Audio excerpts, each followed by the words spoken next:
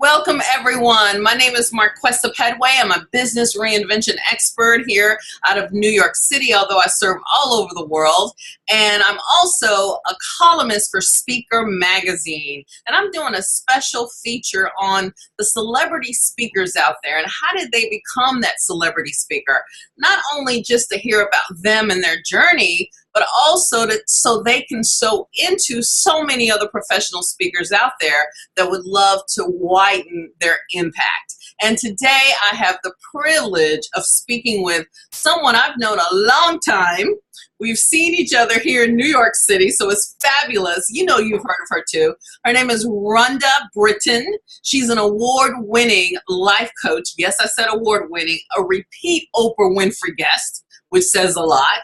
She is the first life coach ever in the world on television. So for all you life coaches listening, this is the woman. She's been featured in over 600 episodes on various reality TV programs, changing lives, which is huge. And she's the author of 4 bestseller books.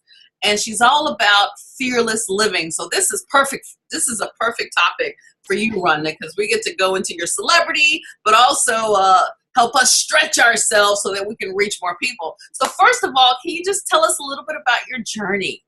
Oh, Jesus, Lord Almighty. Big question, right? I think just like everybody, and I, obviously I don't know everybody's journey, but I know my journey. I started with just wanting to do one-on-one coaching. And first of all, I didn't even know if I wanted to be a life coach. I mean, I've been a life coach for over 2 decades. And so when I did start, it was like there was 5 of us, right? Me, Thomas Leonard, and, Cheryl Richardson, right? And I just started one-on-one, and that's all I thought I wanted to do. And then a client of mine said to me, hey, will you teach my company how to do this? And I was like, I don't do that. I do one-on-one coaching, right? Talking about stretch, risk, or die, what I call, in Fearless Living, stretch, risk, or die.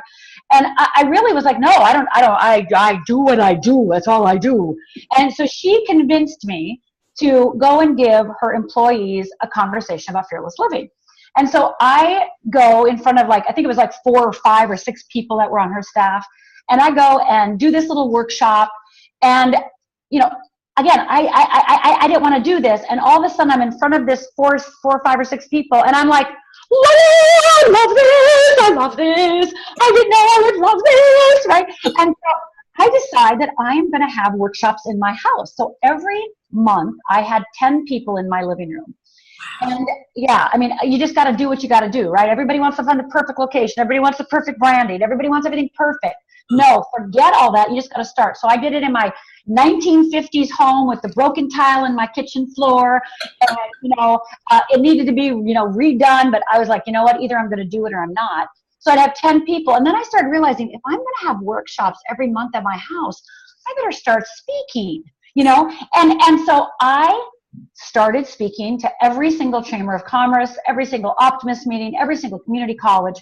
And I spoke for free for 2 years. Now, I want you to hear this because I cannot believe how many people want to become speakers or want to, expand their speaking repertoire. And they get all caught up in their worth and wanting to make a certain amount of money, or I'm not going to speak there. Now, okay, I get it. I get it at a certain level. But I spoke every single place in Southern California, from Santa Barbara to San Diego, for free. But I had physical products. I used to tape myself. Back then, the gold cassette recorders. I used to bring my cassette recorder, and I had a little mic that I wore, and I would create Rhonda Britten live tapes. Mm-hmm. And I would sell them. So I was speaking free for 2 years and making over $20,000 a month. And not only that, I was selling the room like crazy. I would sell 10, 20, 30+% of the room. And of course, they were also coming to my events in my home. So, when we get all caught up in, I'm a $10,000 speaker, or I'm a $15,000 speaker, and I'm not going to do it less for that, I think you cut off your potential. You really cut off. I don't want you to lower your worth. I have no problem you getting your worth in other ways, by selling products, selling from the stage, et cetera, et cetera. But I think if you get caught up in a number and you think that's how you value yourself, I think you're missing the mark.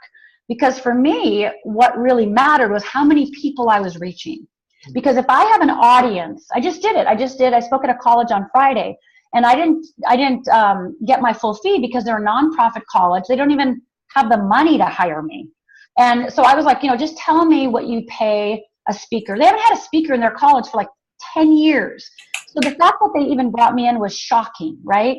And so I did it for lower than my fee because I wanted to influence college students. I wanted to influence their parents. I wanted to influence the staff. I wanted to make a difference in their lives. And of course, I now have them on my opt-in. I gave them opt-in. I gave them on my email. So they're going to be buying my future classes. So don't be short-sighted in your fee is how to determine your worth. I think that's one of the big mistakes. Now, I don't know if you were asking me about my personal journey because, well, let's just say I'm glad I'm on the other side of my personal journey. I'm just really glad I'm on the other side. For the people who know my story, and I know many people know my story, so I'll just share the short version right now. And the short version of my story and how I actually came to be who I am today and to teach what I teach, which is helping people master their emotional fears, fear of rejection, fear of success, and creating the only model that exists today to help master fear, is because I had to get over my own hell, and I do mean hell. For 20 years, from the age of 14 to 34, I lived in my own version of hell. And why I was there was, it was Father's Day, and my father and mother were separated, and my father was coming to take us out for brunch. And instead of taking us out to brunch, my father took out a gun and shot my mother once. And then he cocked the gun and pointed the gun at me, and I absolutely thought I was next. And as my father and I just locked eyes, and I blinked and he blinked, my mother, who already had one bullet in her, screamed, "No, don't." And that bullet that was intended to me, my father used and shot my mother a second time. And that second bullet went through my mother's abdomen and out her back and landed in the car horn. And for the next 20 minutes, all I heard was, and then my father ran like right next to me, put the gun to his head and fired. So within 2 minutes, I was the sole witness of my father murdering my mother and committing suicide. Now, I don't know how anybody else would react, but this is what I did. I was the only one physically outside that could have stopped my father. And I did not jump in front of my mother. I did not grab the gun. I did not kick my father. I did nothing but scream, "Stop, Dad, stop." So for 20 years, I lived with the inability to be happy, because how can you be happy when you saw your mother die and you did nothing and now you're alive? So the guilt of being alive, the guilt of not stopping it, just the tremendous guilt. And again, how do you be happy when your mother's dead? I mean, how do you do that, right?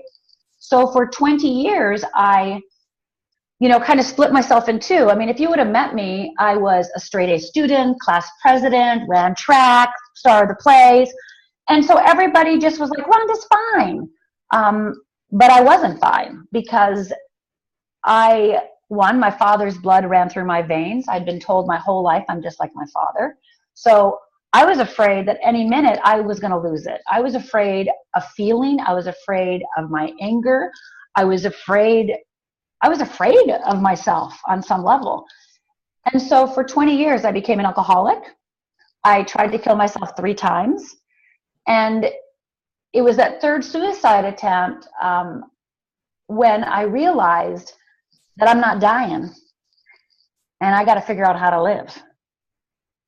And this was not good news to me, because I didn't particularly want to live. But I knew when I wasn't dying the first 3 times, there was a reason I was supposed to stay alive. So I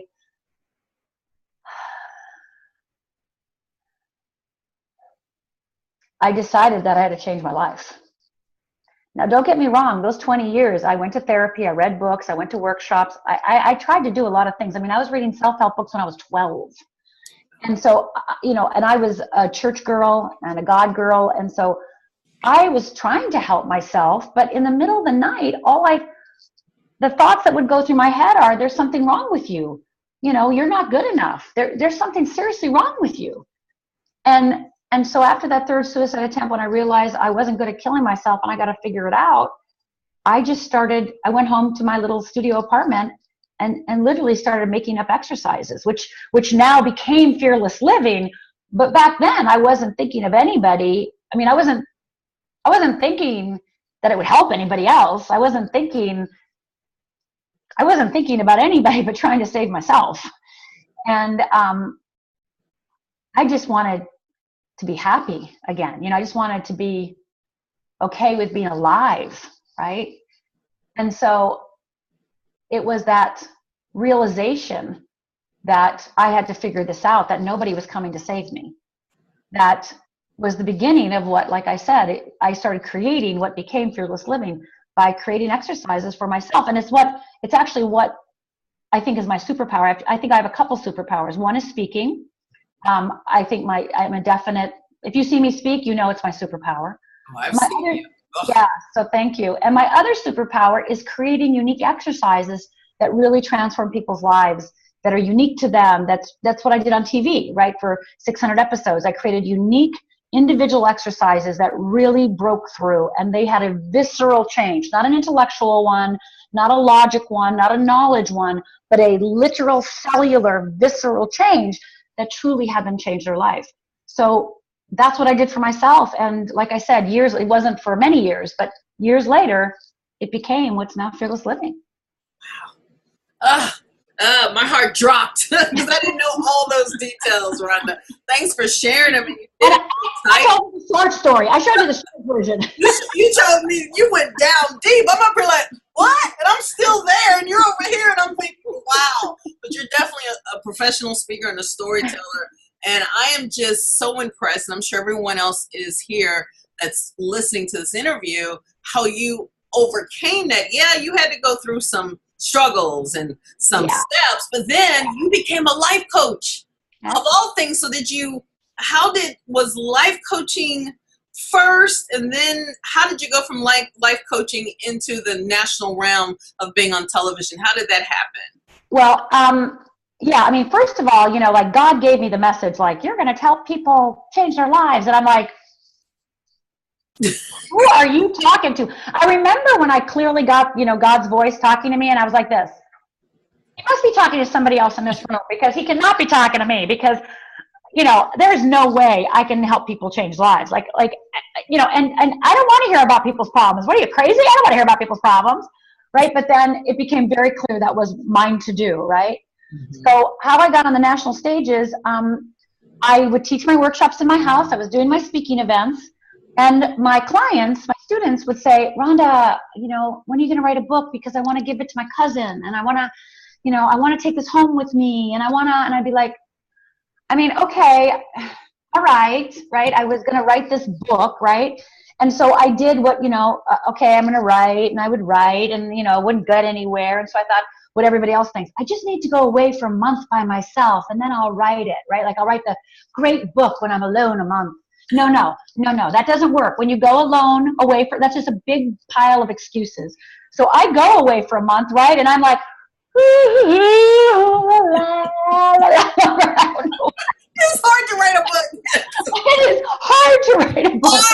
It is hard, right? I mean, I'm talking not like there's so many people that write books. Well, other people write their books, but two, they give like just the surface stuff. But when you really want to write a classic, my books have been in print ever since.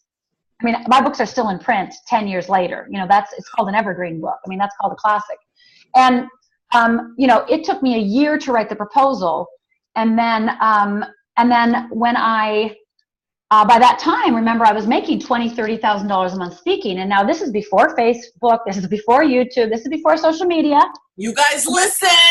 Yeah, this is before any of that, and I had a website in 1999, okay, and I sold my book in 2000, and I could go into those publishers. I had 12 meetings with publishers, And I could go in them and talk stats, right? I could go in and say, I have a website. This is my email list in 1999, right? I had a membership site in 2000, okay? I had membership site, that people are just doing now. I had it in 2000. I had it almost 20 years ago. Mm-hmm. So I could go into those meetings, and I didn't go into those meetings like, most authors go into those meetings and it's like, what are you going to do for me? And how are you going to make me famous? Right? I was like, that's not how this works. Mm-hmm. No, you don't ask them what they're going to do for you. No. You ask them what you see in this book that's going to make a difference. And so I remember I was in a meeting I went with Penguin Putnam eventually. But I ended up having a 4-day auction. Mm-hmm. And this is, in 2000, and I got a double 6-figure deal. Wow. And I got the highest advance ever for a first-time author in the self-help market. And, it was because I went and I interviewed them. I was like, who's going to be my partner? I'm looking for a partner. I'm not writing one book. I'm writing a series. So, like who gets me? Who's on board? I wasn't going in like, who can you pick? No, I could, no. So I got my book. And then they sent me on a 25 city tour in America, but they also sent me on a tour in England, Scotland, Ireland, Australia, etc. And so I'm in England, and that's where reality TV started. And so I'm in England on my book tour, and my publicist says, well, there's this production company, Rhonda, would like you to come and do a screen test. They've been looking for a life coach and a therapist for 9 months for this television show they have an idea for. And they're just about to cancel the idea because they cannot find a coach. They've interviewed all these famous coaches and all these famous therapists, and they're just not good on TV. So would you like to go and, audition? And I was like, sure, why not? I mean, I got, sure, why not? I got, So again, I could care, I'm not like, oh, is they going to like me? No, I'm fearless. So I walk in. They have this, girl, and she's going to, she's dating. She wants to date, right? And I'm supposed to coach her, right? And as you can tell, I'm really animated, and this is me all the time. And so I'm coaching her, and I'm like going to town, right? And I saw the producers. They were like this.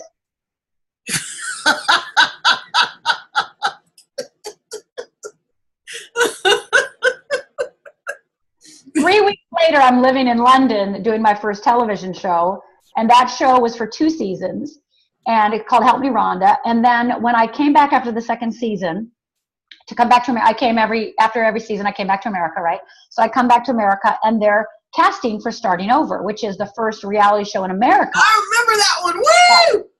And so now by this time, I'd been doing it for 2 years, and I was the only person in the world that had ever done it. So I'm like, like I'm it, okay? Like I'm it, okay? So I thought to myself, okay, they're either going to hire me if they're brave because I know more than they do, or if they're not brave and they just want to control it, then they're not going to hire me.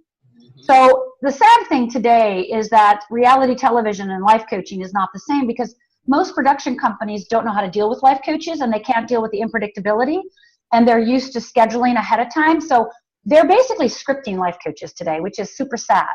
And that's not how I did it. I was never scripted.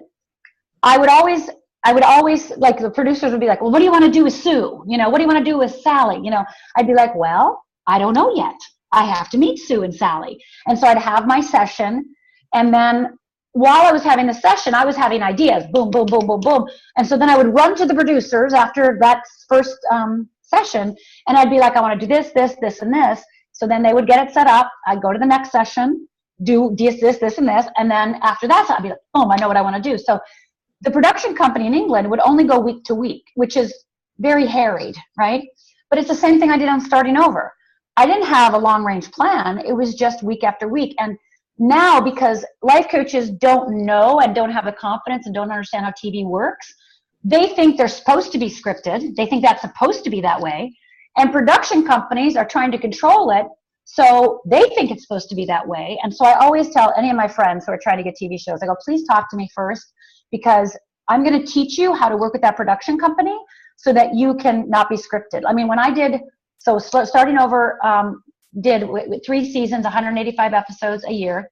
And then I did Celebrity Fit Club. And Celebrity Fit Club was kind of that, like, we'll script you, right? So I stopped that right away. And so I'm, they brought me on because of my work on Starting Over, and they go, we want you to do what you did on Starting Over. I'm like, okay. Mm-hmm. So I have my first session with the celebrities, and I go out and I'm going to sit down with the celebrities and talk to them and help them, get them to cry and do whatever I need them to do, right? And all of a sudden I look to my right, and there's 20 producers standing by and camera crew. And I went, what the heck's that? In my mind, I'm going, this has got to end. So I get done with my first group. I run to the executive producer and I go, close set. That's right. You want me to get Bobby Brown to cry? He ain't crying when 20 producers are staring at him. And they go to me, well, this is how we've always done it. I go, and that's why you keep on hiring different coaches. It's not the coaches, it's the production. Mm-hmm. So I had to, I literally changed the way Celebrity Fit Club was filmed because of my experience. I knew how to get somebody's trust. I knew how to make it impactful. I knew how to make it sing, right? So it's real sad, the state of TV and reality shows right now. And that's how I got my first reality show, was on my book tour. And I had a motto when I first started my business is yes. I would say yes to anything because most things don't happen. So when somebody goes, I have an idea for you, Rhonda, I go, yeah, sure. And they never come back. They never follow up. They never do anything. So true. Isn't that true? So you can say yes to 100 things and only 2 will come back, right? And then you can decide. You can redecide, right? Because now it's contract time and all those times, right? So so then I went from private coaching to group coaching to speaking to writing a book to TV, and then of course that's when you can start getting all this attention. Well, this is when, and I have to say I'm so proud of this. The reason I wanted to do Starting Over more than any other reason is because I knew life coaching was still very new in America and the world, and I wanted to be the model of great coaching. Mm-hmm. Because coaching is not regulated, and there's over 850 schools for coaching, and there's only 5 good ones. Mm-hmm. And literally 5, and I'm being generous. And people don't know what a really good life coach is, and don't have standards. So I wanted to set the bar really high.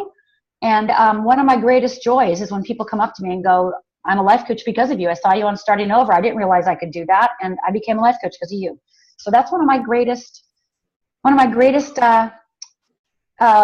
thing I love. I love that. I love that people do coaching because they saw me coach on TV. Well, I appreciate you because in my business, I do coaching, although it's business. I'm thinking I don't know anything about life, and you're going to love this, Rhonda. I'm a syndicated columnist for reality TV. So we had to talk about that on the side. I write about the housewives. I know that would make you giggle. Of course, everybody knows. Sadly, those are scripted, and sadly, those are others. Oh. You want to talk to Nene? Well, the guy that talks to him lives in my building here in New York City. Dr. Don't even get going. Don't even get me started. I know. We'll have to talk offline. Get me started. Oh, my God. What are we teaching our children? What are we teaching our children? What are we teaching? When I meet a woman, an adult, whose favorite show is Housewives, I'm like, I'm sorry, what? It's funny. I go, that's not funny. It is not funny to watch grown women beat each other. That is not funny. You know what? I have to say, Rhonda, you're going to be shocked. It changed my life. All right, why? Okay, I'm open. I was that aggressive, angry black woman. I'm opening my heart. Go ahead. Open it. I was an aggressive, not Nene aggressive, but I had a little bit of aggressiveness in me. And anger and wondering why I struggled in relationships. Watching these women made me look in the mirror and go, no. And I'm telling you, so there's a good side to it. Just, some crazy folks on TV, but sometimes it's our look in the mirror and it causes us to be aware and to shift. You know this. I know this to be true. As long as you go get help and support, because no one can be fearless alone. You cannot do this alone. You got to get some support, right? Oh, I agree. Now, look in the mirror, pull up your stops, and start changing.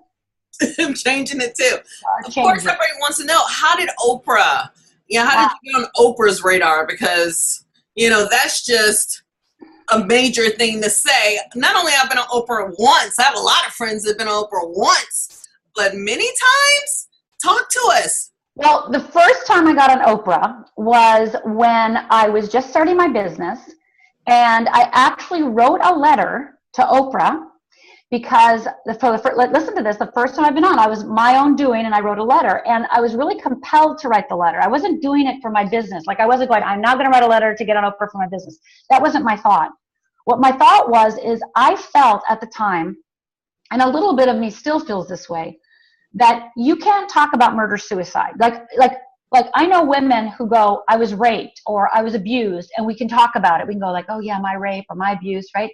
But to tell somebody, oh yeah, my father killed my mother, that's like, it's like so shameful and so secret that I wrote her a letter and said, I have the biggest secret. Like, I have a secret that I can never talk about. My friend who was raped talks about it. My friend who's been abused talks about it. But if I talk about it, people are like, they don't know what to do with me, right? They don't know how to handle it, right? They don't know what to say. What do you say to somebody, right? And so I basically wrote this letter on this is all happening in our society, and the children aren't being protected, but also the children aren't learning that it's not their fault. So I wrote her this lovely letter, and so she had me on. And then from there, she had me on in an episode for resilience, etc. So I've been on a few times. I've been in own office several times for TV show meetings, pitch meetings, and such like that. She knows about me. We've met, and so there I am. So it was just a willingness, and I'm a firm believer in, and this is what I want everyone to hear, is one, I think we're ready before we are, and that includes me. Everybody thinks they're ready before they really are. Then two, they get upset that it's not happening as fast as they want. But three, you really have to believe in divine timing when it really comes to it. You have to follow your inkling. You have to follow that desire and that passion. You have to follow that yearning. Because if you follow it, it will come around. And being on Oprah isn't the end-all be-all. Being on, getting an Emmy, winning an Emmy is not the end-all be-all. Talking to an audience of 5,000 is not the end-all be-all. All of these are just moments in your career, that your career has to be based, and I know it already is, but it has to be based on a real true desire to shift people's lives, because you can't not do it. You can't not do it. To me, speaking is not a business. It's a vocation, right? I'm an apprentice to as a speaker. I'm an apprentice as a coach. I'm an apprentice as a quote unquote celebrity, TV personality, right? I'm just an apprentice. And so when I think that we, kind of get ahead of ourselves, I think we forget why we do things. And we lose a little of our innocence and our purity, and it becomes less attractive to us and to our audience. Mm-hmm. So I think we have to stay real pure to the bone and keep doing what we love to do because we love to do it and for no other reason. And Rhonda, here is my final question, and probably the biggest one. What advice would you give to the many experts, thought leaders, TED talkers, even on the cusp of being a celebrity? Not for the fortune and the fame, but for the impact that they will have. Most professional speakers, they've been there, done that, but maybe they want a bigger footprint so that they can change more lives. What would be your advice to them? Ah, boy. First of all, I'm going to say that there's nothing wrong with you. It's always just fear that's keeping you from where you are to where you want to go. It's only fear, right? And I think you have to stay really, really, like I said, close to the bone. And really, again, I'm just going to reiterate, really follow that like those trinkles of possibility, right? Because how your career is going to unfold is going to be very different than the way you think it's going to unfold. Like, you might start talking to business audiences and find yourself in churches, or you might start in churches and you might find yourself in women's groups, and in women's groups you might find, like, you're going to move and shift based on your moving and shifting, and your message is going to change. Now, is Fearless Living my message, and has it been my message for 21 years? Yes. But the way in which I talk about it, it's different. the level, the depth I have about it is different. You have to let it evolve because you evolve. And the audience you had 20 years ago is probably not going to be your audience 20 years from now. So you've got to continuously be willing to be different, to evolve, to grow, your message grow. So that has to be a continuous, like I said, following those seeds of possibility and keep following it, because then you get re-inspired by yourself. You get re-motivated. You get re-energized just by the new insights you have. So when you get caught up in a keynote that's same old, I mean, who wants to do that for 20 years? I know I don't. I mean, so you've got to stay fresh with yourself, not out there, but with yourself. And if you want more celebrity, then you got to say yes to lots of different varieties. And you never know who's going to ask you next to do something that you never thought you could do. And also, make sure you have a really thriving YouTube channel and Facebook Live and be on video. If you want to be a celebrity on TV, then make sure that you're on video, because that's the future. People see you on TV. So make sure that you're doing video, and as yourself, not as like, hi, I'm a speaker and I'm going to give my speaker talk. No, as yourself. Let them know you and open your heart. Just keep your heart open. So open your heart fearlessly. If I could hug you, I'm going to just hug you virtually. Rhonda, you are amazing. I knew when I had this idea to do this feature for Speaker Magazine, I had to pull you in. And remember, it took us a while before we finally connected, but it was so worth it because your heart is just so deep into it. I just want to say thank you. Can you just tell everyone that's watching this how they can learn more about you? And Absolutely. Go to fearlessliving.org, and I even will give your audience a little freebie so they can watch me do a little talk that I gave to a small corporation, a small manager, supervisor team. And if you go to fearlessliving.org, fearlessliving.org/risk, RISK. If you go to fearlessliving.org/risk, I gave a talk, it's called Stretch, Risk, and Die. It's going to increase your motivation, increase your inspiration, and also change your to-do list so you never see that way again. And I'm going to talk about fear and what I think about fear. And, it's to an audience of about 20 people because it's supervisors and managers. But at least you can see me live and hear my expanded story and maybe pick up some speaker techniques. And, of course, get a tool from Fearless Living. So fearlessliving.org/risk. Yes. Thank you, my dear. Hold tight. Thanks, guys.